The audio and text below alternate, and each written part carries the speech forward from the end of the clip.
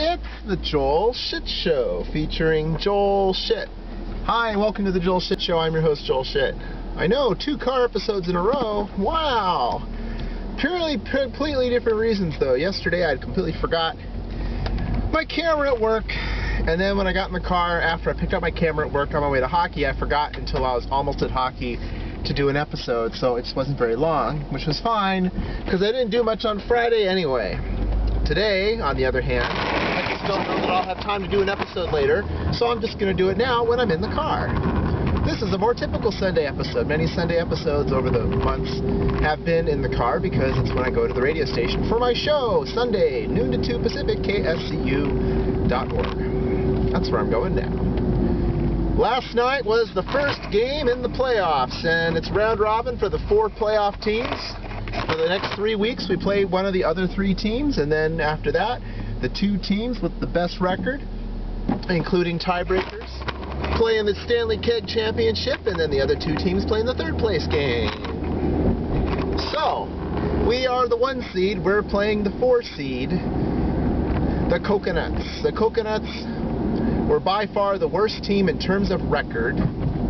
The 1, 2, and 3 teams are only separated by a few points in the standings, and then there's a gap of about 9 or 10 points. So basically, I think we were 11, 7, and 2. The 2nd place team was 10, 7, and 3, and the 3rd place team was 10, 8, and 2. Yeah, that's right. And then the last place team was something like 5, 13, and 2 or something. So they were way, way, way, way, way below the other teams. So we played that team, and everyone on our team pretty much showed up. We had 11 players, and pretty much everyone on the other team showed up. They had 10 players. So for a playoff game, this is really unusual, because you can't have subs in the playoffs, so it's a big deal to have as many of your players show up as possible, but you're used to playing shorthanded. I'd never played on a full line in a playoff game before, and it really paid off. One of the guys that we picked up midway through the year, he's one of those older guys that he's kind of a weekend warrior. He has good stick handling ability, and he understands the game. But he has sage wisdom and all of that. The only difference is he doesn't know the adjustments that are made in our type of league. For example, we're all beginners, so the game is slower than what he's used to. So we can do things like make more line changes at what would normally be strategically poor times, like when the puck is not in the neutral zone, but it doesn't matter because even if there's not enough of our guys on the ice, no one's going to do anything about it anyway because everyone's too slow to react. And one of the things that we do when we have 11 is we play with 3 centers. Now, the way that he's played is whenever there's 11 people, you play with 3 right wings. And so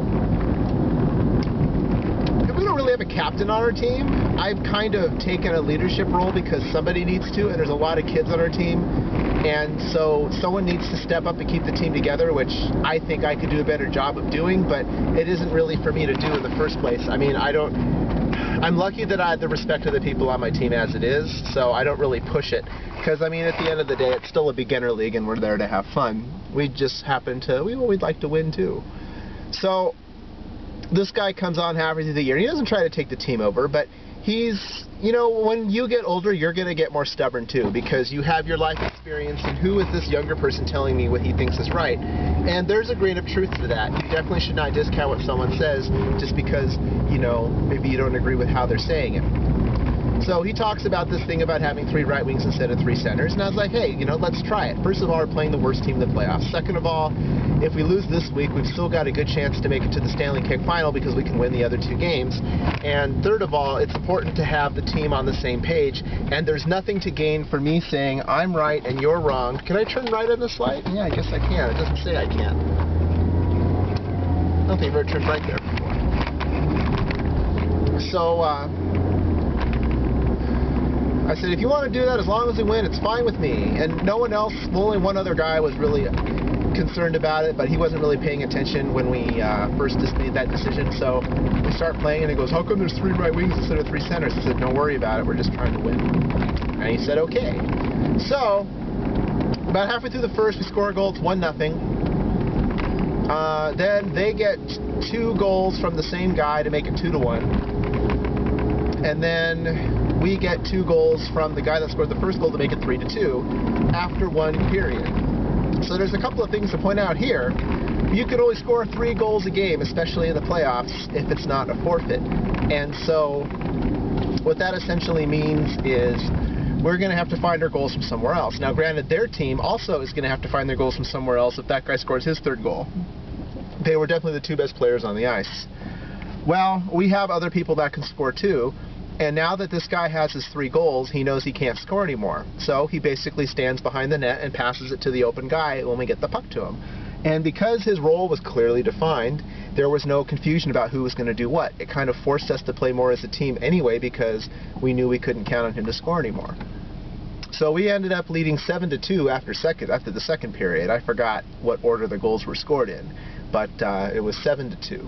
And by this point, another guy in our team, the one who had questioned having 3 right wings, as a matter of fact, had a hat trick as well.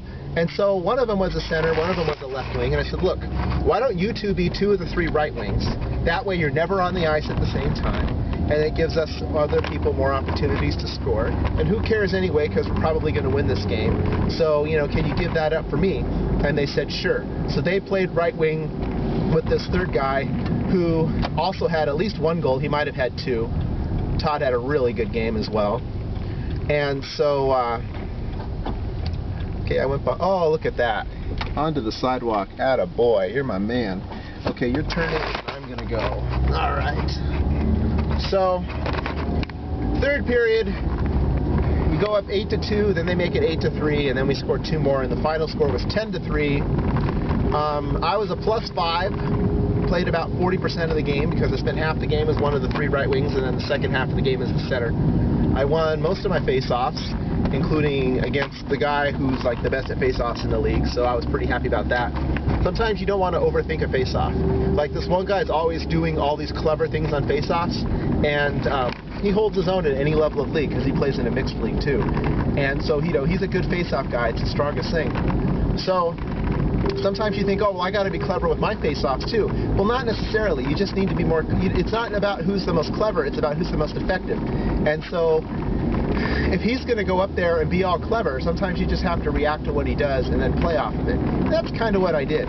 So rather than try to be fancy with him, I tried to disrupt what he was doing. And what happens after his face-off attempt doesn't work and the puck's just sitting there? Then I take the puck and pass it to someone. Normally on a face-off, I have probably the 2nd or 3rd fastest reflexes in the league, so when the puck drops, I just hit the puck to my teammate every time. This guy's too fast for that. And he's not even just too fast, he knows how to defend against it. It's pretty simple, really. You push my stick out of the way when the puck is dropped, and then you take the puck. Most people don't think about that. I don't know how to defend against that. So now what I do is he tries to push my stick out of the way, so I lift my stick when the face-off happens. He pushes the stick toward me, hits me in the skate, and then I reach over his blade with my blade and then hit the puck. And that worked out pretty well. It doesn't always work that easily, but it worked that well yesterday.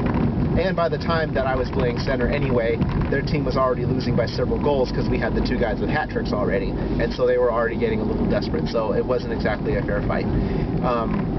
You know, that other team was in last place for a reason. You know, they play as a team, but they just don't have anybody fast on their team. So, the end of the game, yes, I was a +5. We won 10-3. Everyone's in a good mood. Next week, I don't know who we play because they changed the schedule online, but we're either playing yellow or black. So it was 10-11 or 11-10 for our game. The second game, it was 7-4 because the people on the other 2 teams just don't show up very much. Plus, their rosters are a little bit smaller. Their team has 8 or 9 people on their roster each, and then we have 10 or 11 on our 2 teams. So we're going to have numbers on them anyway, but also the people on those teams don't usually show up. The red team, the team that I'm on, has more people that show up all the time than any other team, and that's just a nice coincidence, and it's one of the reasons why we had the #1 seed. The big weakness for our team is that our goalie uses a regular stick, and when we fall behind, we have trouble playing as a team. Everyone tries to take it upon themselves to fix things, and sometimes that can get us in trouble. Now, we should have a clear path to the championship because we're playing against two teams that have a chance of forfeiting every week, and we can win via the war of attrition. Now, will it work out that way? I guess we'll see. But the important thing is we've won our first game, and next week we just need to win that game too, and then we can see what the playoffs, the Stanley Cup final scenarios are, who has to win what to do what. Even if we win all 3 games, we still have to play in the championship. So let's not get ahead of ourselves. Let's just win the second game and see what happens next. But it's nice that the team came together in the first game of the playoffs because we hadn't played well for the past month, because we didn't really have to. I mean, once you clinch the #1 seed, there's really not much of a point. So that's all the time we have for today. Visit us on the web at joelshitshow.com. Email joel@joelshitshow.com.